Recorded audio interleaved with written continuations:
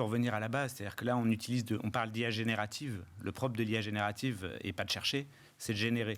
Non, mais c'est vrai. C'est comme si on essayait d'utiliser la zone du cerveau propre au langage pour faire des calculs. Oui. Donc le problème, c'est ça, c'est qu'on essaie de prétendre qu'on a des IA générales qui sont capables de résoudre tous les problèmes que le cerveau humain sait résoudre. C'est faux. Les IA génératives, elles sont très fortes pour parler, parfois trop, parfois mal, etc. Elles sont très mauvaises pour chercher de l'information précisément, en fait.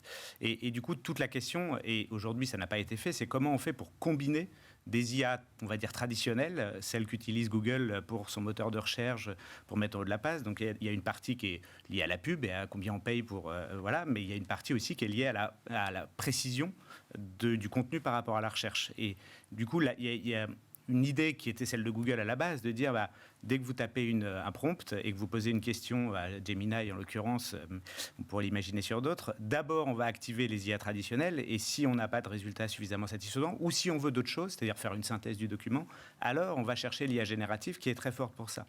Et là, aujourd'hui, on essaie d'utiliser la même zone du cerveau pour tous les usages possibles, et ça ne fonctionne pas. Voilà. Ouais. Alors, je suis d'accord, ça va progresser, on va trouver des façons de le faire, et d'ailleurs, ils vont intégrer cette logique un peu multi-agent dans leurs outils pour, j'allais dire, débrayer et aller chercher des IA un peu plus performantes, voire pas des IA du tout de temps en temps, pour certaines parties ou certaines tâches qui sont des décompositions de la tâche globale qu'on lui demande